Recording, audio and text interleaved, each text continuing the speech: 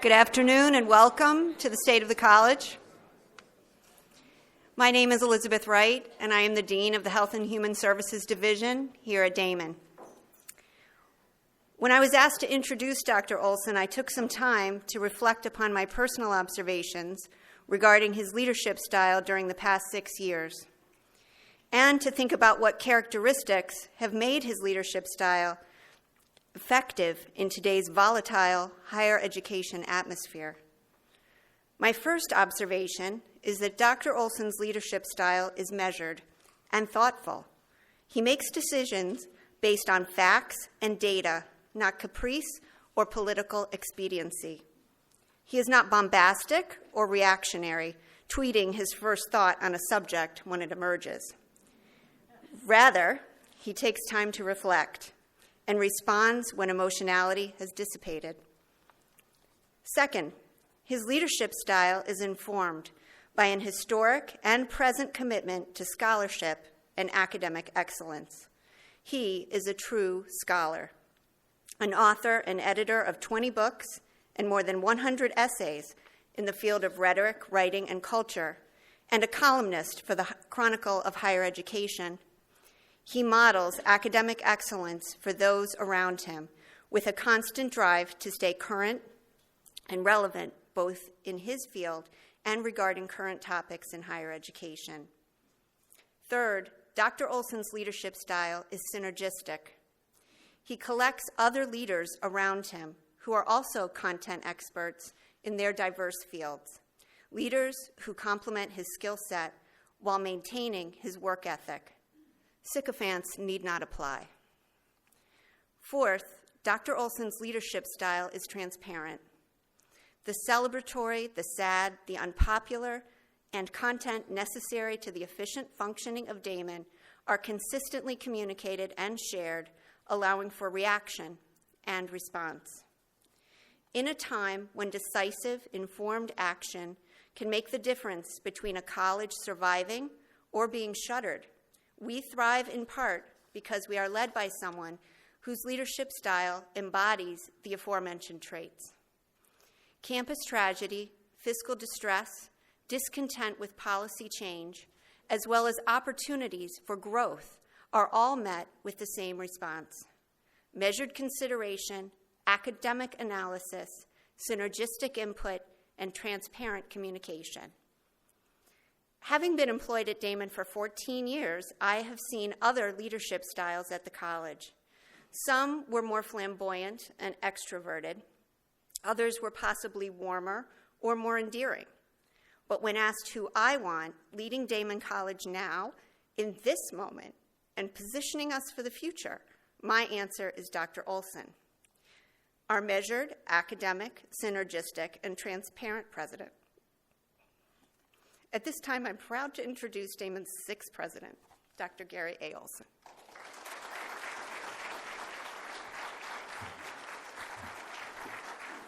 Well, thank you, Dean Wright, for your kind words. They're very humbling. And the college appreciates your leadership and hard work for all you do to make the Division of Health and Human Services what it is today. So thank you. So good afternoon, everyone. Thank you for being here with us today. It's good to see you on this wonderful spring afternoon, a little nippy, but still wonderful nonetheless. I hope you've been having a very rewarding semester. Before we begin, I'd like to take a moment to remember three members of the Daemen community who passed away since the fall State of the College address. We're deeply saddened by the tragic loss last weekend of one of our students, Michael Ruiz, Jr., an undergraduate in the social work program who passed away of natural causes. Michael, who had served in the National Guard, was from Portland, New York. He was 27 years old, was very active on campus, and served in a leadership capacity in the Social Work Alliance. Also this year, we lost Sean Michael Miller, a student in the PT program, who tragically passed away at his home in Cheektowaga. He was well loved by all who knew him. And let's also remember longtime professor of accounting, Linda Kiekler, who passed away unexpectedly in early January. Dr. Kiekler has been part of the Daemen family for 34 years, serving as a faculty member, a department chair, and a divisional chair. And her daughter, Kelly graduated from Daemen with a degree in business, and her daughter Candace taught courses for the business department. So please join me in a moment of silence in remembrance of these three members of the Daemen family.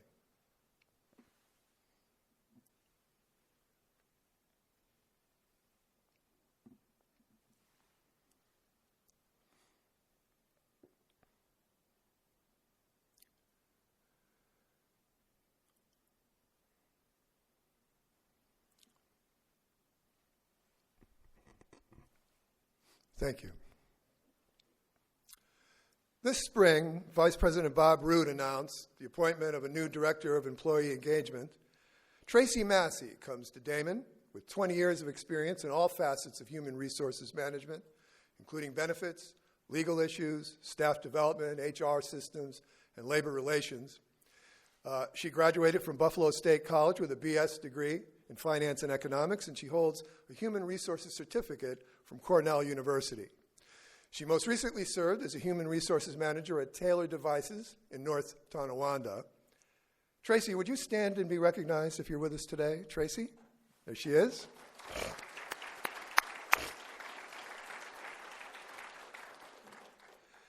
And I should mention that Chief of Staff Amanda Gross has announced that Sarah Pazusic has been named Executive Assistant in the Office of the President. She's responsible for overseeing the day-to-day administrative operations of the office, as well as a range of special projects, initiatives, and events. Sarah, who replaces Debbie Gianturco, came to Daemen from Goldberg Segala, where she was most recently serving as the Executive Assistant to the Managing Partner and the C-suite executives.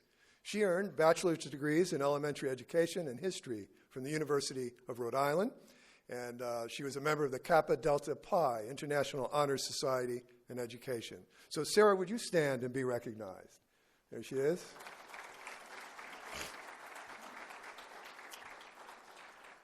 In just a few days, Craig Harris, Vice President for Institutional Advancement, will leave his position at Daemen to assume the position of Vice President for Development at Catholic Health. This is, of course, a huge responsibility. We're all proud of Craig, not only for accomplishing what he has here in his time at Daemen, but for assuming such a major position in the Buffalo-Niagara region. Craig has certainly elevated Daemen by directing a complete reorganization of institutional advancement and leading the college into its first ever comprehensive campaign, which is now over 85% of the way to its goal. He's positioned us well for the future, and we look forward to working with Craig on a number of joint projects in the future. So, Craig, would you approach the podium to receive a small token of our appreciation, please?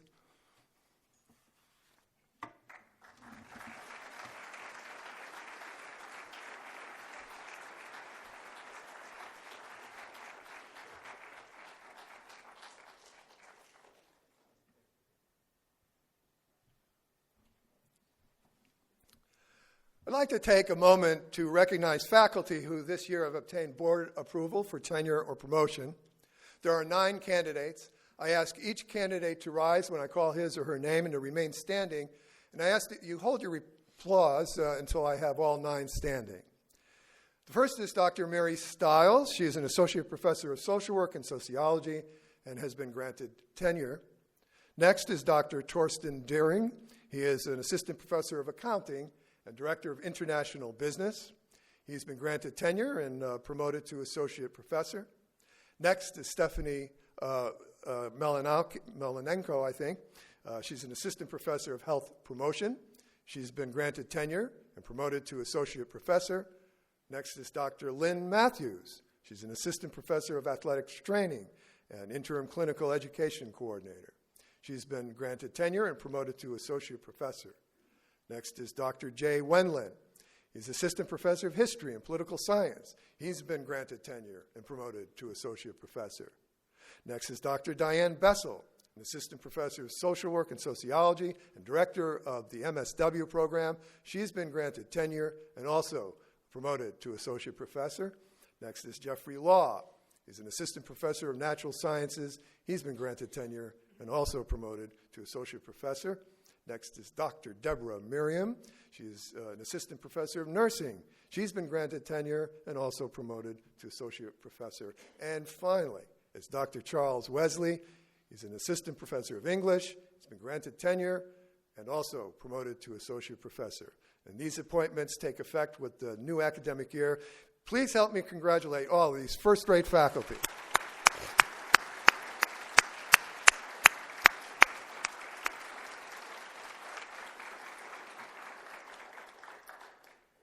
It's well deserved. In December, our Vice President for Enrollment Management, Frank Williams, informed us of his decision to leave the college to pursue other opportunities. This resignation presented a timely opportunity for us to reorganize some of our crucial administrative areas so that we can operate more efficiently and effectively. We moved our enrollment management operations under Dr. Greg Nair, who serves for Vice President of Student Affairs and Strategic Initiatives.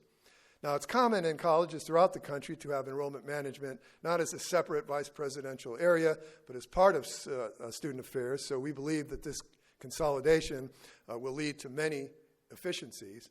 And I should note that with both Bobby Mills and Frank Williams leaving and not being replaced, this is a reduction of the cabinet by 20%. Now, to assist in the management of student affairs, we created the long overdue position of Dean of Students. The Dean of Students supervises residents' life and counseling, is responsible for managing student conduct response and response to student crises. After a national search, we appointed Carrie Spicer as Dean of Students. She comes to Daemen with over 15 years of experience dealing with student advocacy, conduct, and crisis management. And most recently, she served as Associate Director of Student Engagement at the University at Buffalo. She's also worked in student affairs at Daemen College. She's certified as a nonviolence, conflict reconciliation, and safe zone trainer. And she's a frequent speaker at conferences for the Association of College Unions International, which honored her with the association's Edward Beanie Drake Founders Award and the Christine Churgi Award. Spicer earned a master's degree in higher education and student affairs administration at SUNY Buff State and a bachelor's degree in psychology and women's studies from SUNY Fredonia. Carrie was unable to be with us today, but I hope you do get to meet her. She's really a good addition to the staff. The new administrative reorganization of enrollment management and student affairs is already showing positive results. In December, before Dr. Nair assumed responsibility over enrollment management, our enrollment predictions, quite honestly, for next year's student class painted a dismal picture. All indications were that we might have the smallest class of incoming students in recent history. In the relatively short time since that reorganization, however, Dr. Nair and his team have done an impressive job of rethinking our student recruitment priorities, practices, and personnel. And as of today, we've surpassed the number of deposited first-year students that we had this time last year by a substantial number. Deposits from transfer students are a little bit sluggish, but we're working on that, and we have a lot of time in that area. And deposits from graduate students are coming in as predicted. So these statistics suggest that we may well have a very respectable class of students and that we may meet or come very close to our budget projections. So we're really very happy about that. Now, our enrollment professionals still have a very long way to go to reach our budget goals, but let's recognize them now for their progress so far. So they deserve a lot of help.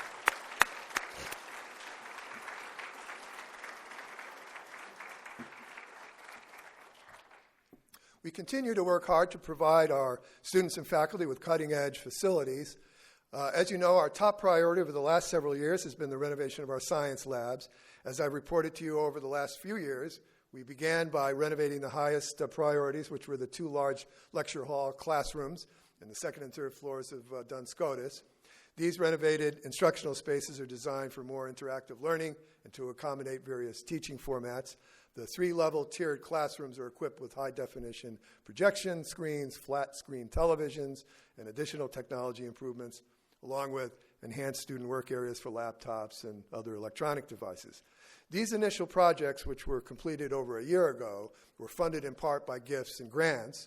This spring, we completed the second phase of this renovation project, which is a key general biology lab and the first of several science laboratories.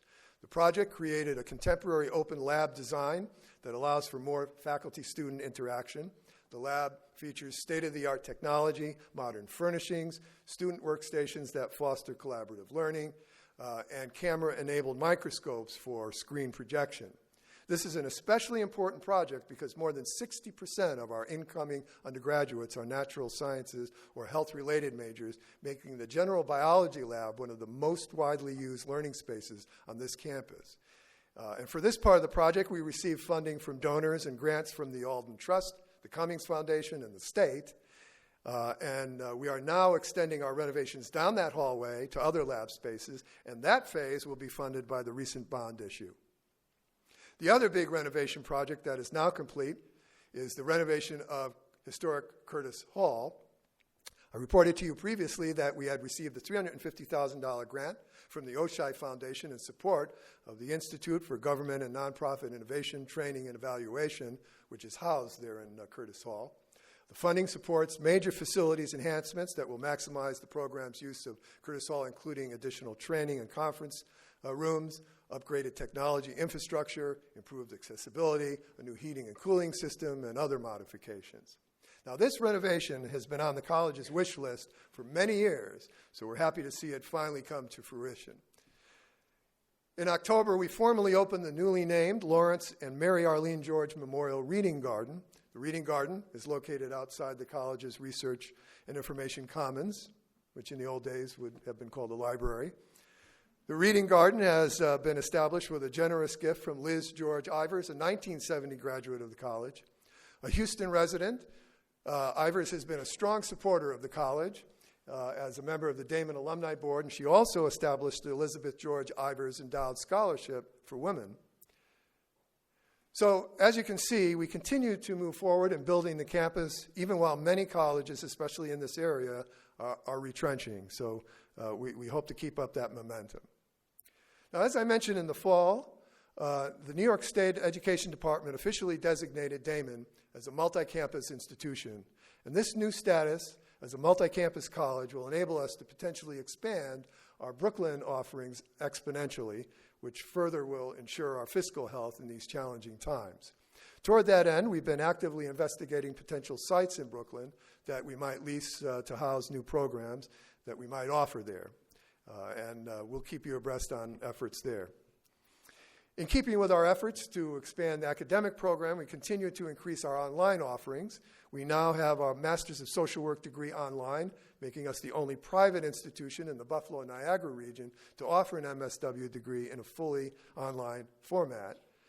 The online MSW degree is designed for students seeking training in advanced clinical social work practice with children and families. And after completion of the graduate program, students will be prepared to apply for status as a licensed Master of Social Work. And we also have launched an online option will be anyway in the fall, an RN to BS degree in nursing. This will give nurses with a 2-year degree the opportunity to earn a bachelor's degree in a fully online format. So as you can see, increasing our distance education options has proven to be an effective way to increase enrollment and grow the prominence of our various programs. And we hope to get even more programs online as soon as we can. And we recently received approval from New York State Department of Education to offer a bachelor's degree in data science, which is one of the most in-demand professional fields in the country right now. This new program started this semester and is designed to prepare students to collect, analyze, interpret, and report data using statistical tools and predictive techniques. While Daemen offers an undergraduate minor in computer science, rapid job growth in data science led us to establish a rigorous data science curriculum to help meet the increasing demand for trained professionals in that field.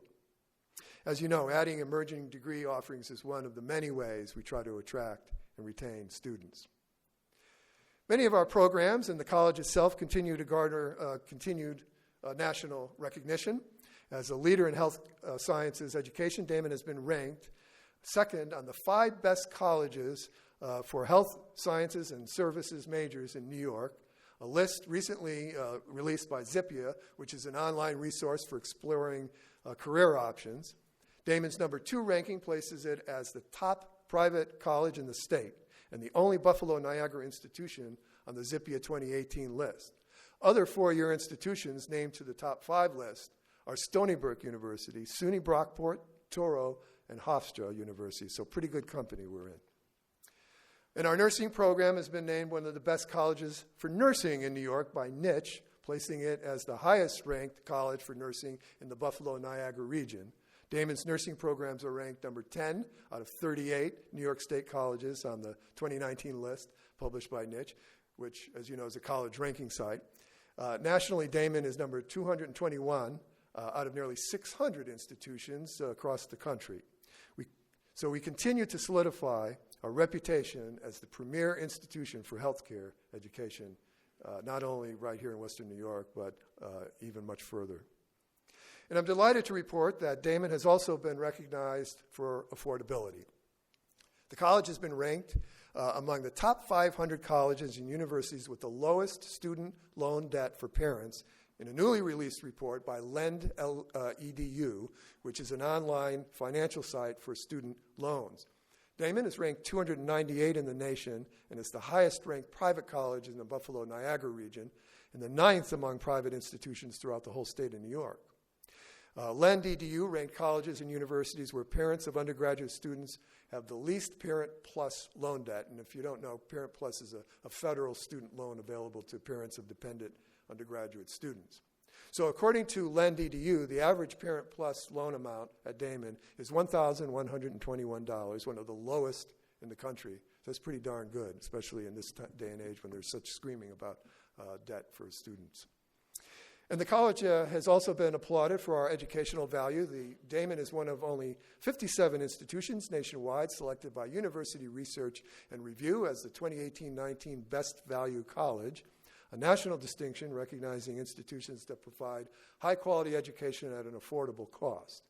This is the second consecutive year Daemen has been named a Best Value College, placing it among other distinguished institutions such as Ashland University, Mount Aloysius College, Mercyhurst University, and Ohio Northern. Now, as the return on investment of private institutions continues to come under scrutiny, these are really important recognitions for the college. And for the 10th consecutive year, Daemen has been recognized by Victory Media as a military-friendly school, making Daemen one of the best institutions in the nation for veterans to receive a college education. Placement on the newly released 2019-20 list is awarded to institutions that succeed in areas that matter most to helping veterans make the transition from the military to college and to successful careers. So we're really happy about that, too. And while I'm mentioning college visibility, I should mention that several of our Daemen colleagues have been recognized nationally and regionally for their work. Just this month, Dr. Leisha Parshall was named a Fulbright Specialist Scholar. For the next 3 years, she'll collaborate with scholars internationally on various scholarly projects funded entirely, of course, by Fulbright. This is, of course, an honor and brings further distinction to the college. Dr. Parshall, if you're here, would you stand and be recognized? There she is. Great job. Last month, Buffalo Business First presented its Excellence in Healthcare Award to Senior Vice President for Academic Affairs, Dr. Mike Brogan. Dr. Brogan joined other honorees selected to receive the 2019 Excellence in Healthcare Awards, which recognize the top professionals in Western New York's healthcare industry. Dr. Brogan, would you stand and be recognized? He's over here.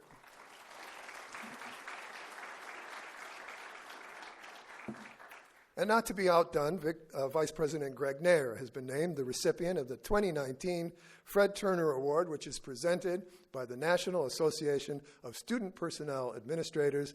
This award recognizes a NASPA member with exceptional leadership performance in the organization at the national, regional, and state levels and contributes above and beyond normal service required for leadership positions. Dr. Nair, would you stand and be recognized?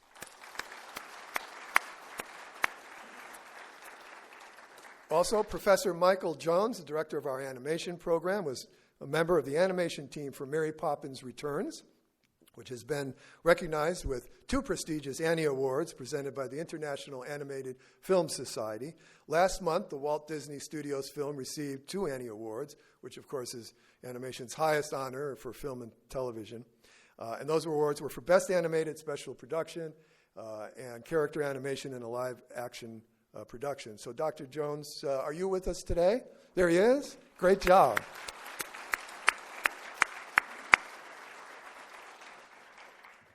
And Daemen College graduate Annie Stoll, class of 2008, received a 2019 Grammy Award for Best Boxed Special Limited Edition for her work on Squeeze Box, the complete works of Weird Al Yankovic, whoever he is. The award was presented at the National Televised Grammy Awards held last month. Stoll shared her award for art direction with Megan Foley and Yankovic, who I guess is a comedian and singer-songwriter known for his parodies. And with that Grammy, that's his fifth. Now, their win bested fellow nominees that included Guns N' Roses and the Grateful Dead. So I guess that's an accomplishment. Those are just a few of the examples of our increasing national visibility. What is not so often visible is the huge economic impact that Daemen has on the region.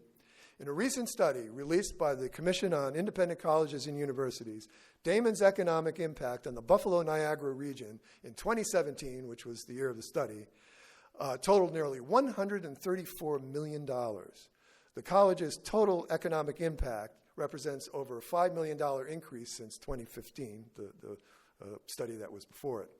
Daemen's economic contributions in Western New York generated $3.5 million in tax revenue, and the impact of students and visitors translated into over $25 million in economic activity. So that shows you how important colleges, even small ones, are to the local economy.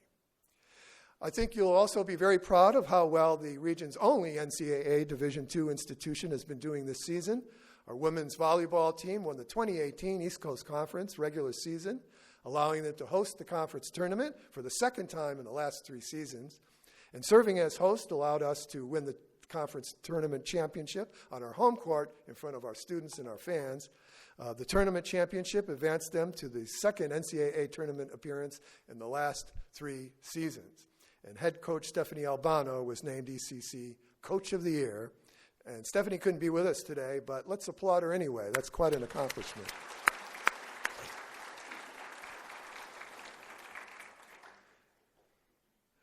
And both of our basketball teams have done exceedingly well. Our women's team, which has been ranked 9 regionally, ended the season in second place in the conference. Unfortunately, they were defeated in the semifinals of the conference championship. And our men's team won the 2018 East Coast Conference regular season, and for 8 consecutive weeks, they were ranked in the top 25 Division II teams in the nation, and they finished number 10 nationally.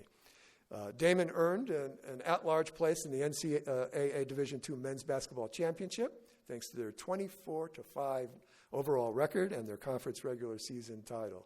And this is Daemen's first ever NCAA championship bid and just their 4th season eligibility at the Division II level.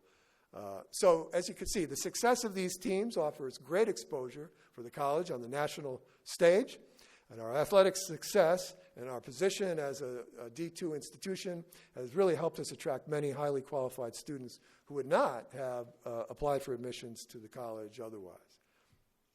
And while we're on athletics, I want to take a moment to recognize one individual for outstanding contributions to athletics this year, Vivian Heverly. Without Vivian, Daemen Athletics would not be what it is today. Vivian, if you're here, would you approach the podium, please?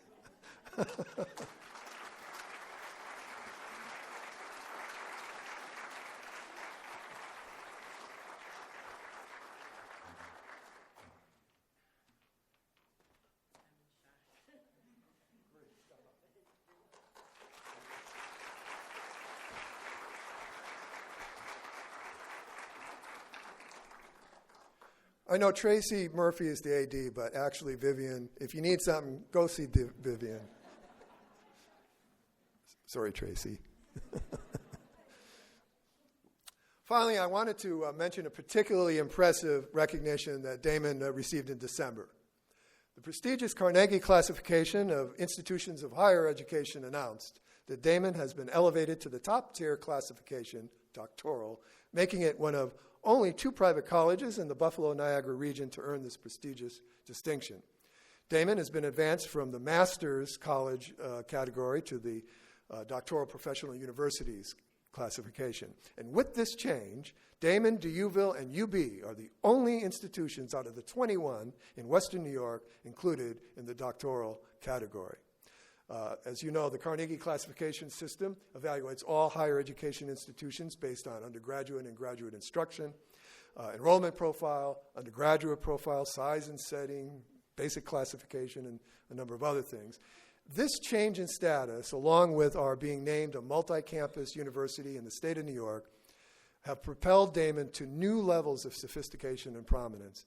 Together, these are among the most significant things that have happened to the college in many years, and I think it's going to help us all in many ways. It'll help us get research grants. It'll help us in a lot of other ways, too. Finally, I'm delighted to announce this year's commencement speakers. Autry Pete DeBusk will speak at the undergraduate ceremony. Mr. DeBusk is owner and chairman of DeRoyal Industries, which manufactures, markets, and sells healthcare products nationwide. Well, actually, worldwide.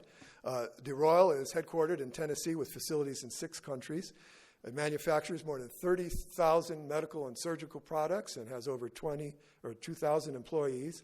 Mr. DeBusk is also the chair of the board of trustees of one of our partner institutions, Lincoln Memorial University, where we have our joint doctorate in veterinary medicine degree. He has a very interesting rags to riches story to tell, so I can't wait to hear him speak. And our speaker at the graduate ceremony is our very own alum and trustee, Kathy Campbell. Kathy graduated from Daemen in 1984 as an accounting major and went on to hold a number of executive positions, including as vice president for corporate sales and sales administration at Health Now. And she's currently vice president for operations at Centene Corporation. Kathy, by the way, earned her MBA at UB. Now, this ends the formal spring State of the College address, but I would now like to turn to my favorite part of the agenda, which is the presentation of this year's Outstanding Faculty and Staff Awards. And as you know, each year the college recognizes one faculty member, one staff member, and one administrator as the year's most outstanding members of the Daemen community. Each of the 3 awardees receives a $500 check and a coveted permanent raise of $500. So let's begin with the Outstanding Staff Award. As with the 2 other award committees, the Staff Award Committee is composed of accomplished individuals who have received the award in the past 5 years. Please help me thank the committee for their hard work in choosing a winner.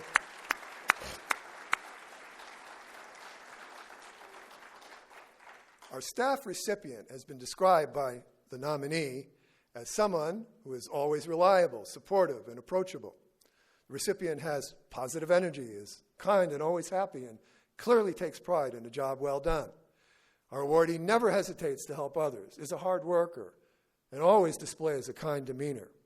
The recipient has been an integral part of the success of one of Daemen's newest initiatives in our efforts to attract new students. The recipient of the 2019 Outstanding Staff Award is none other than Mr. Patrick Ryan. Patrick, are you here?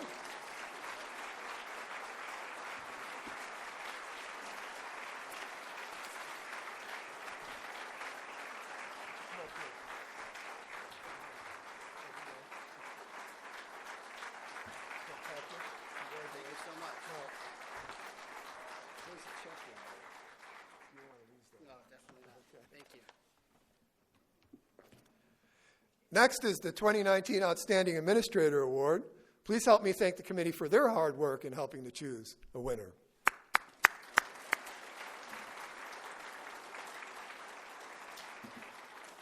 According to the committee, the recipient always looks out for the staff and truly values the opinions of others. The administrator goes above and beyond in all duties and always offers to help others. A professional and dedicated employee, the recipient always has a can-do attitude, a sense of humor, and a smile for everyone. This awardee has been described as every faculty member's dream administrator. I didn't know that existed until today.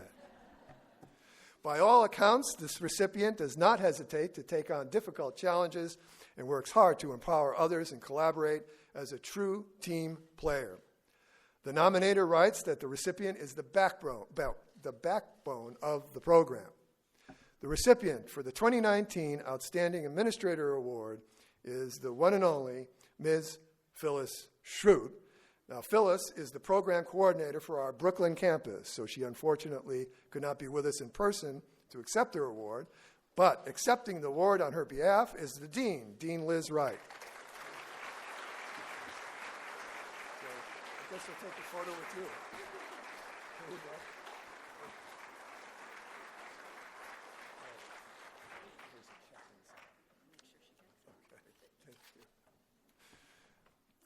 Our third and final award is the 2019 Outstanding Faculty Award.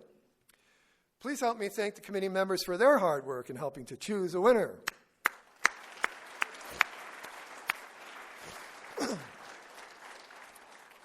Now, the committee was impressed that the awardee is an excellent teacher whose evaluations are among the highest, not only in the department, but in the college. And as such, this professional is consistently receiving glowing feedback from students. The recipient is a leader who serves on many committees, has conducted numerous think tank grants providing students with research opportunities. The committee called this awardee instrumental in the design and execution of the program's curriculum. And as such, the recipient greatly enhances the student experience and is always available to students and peers.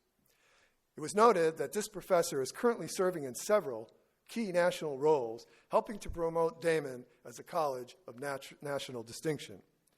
So it's with great pleasure that I announce that the recipient for the 2019 Outstanding Faculty Award is Dr. Lisa Parshall.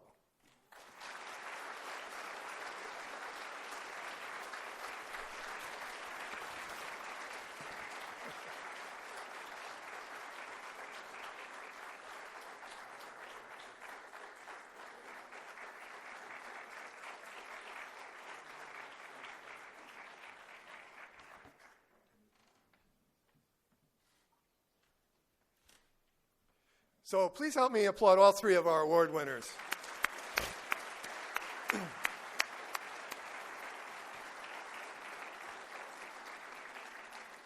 I'd like once again to thank each and every one of you for being here today and for everything you do every day to make this a great college and a special place. I look forward to seeing you all on commencement on May 18th. And now I'd like to invite you all to join our colleagues for refreshments and I hope stimulating a conversation. So thank you again.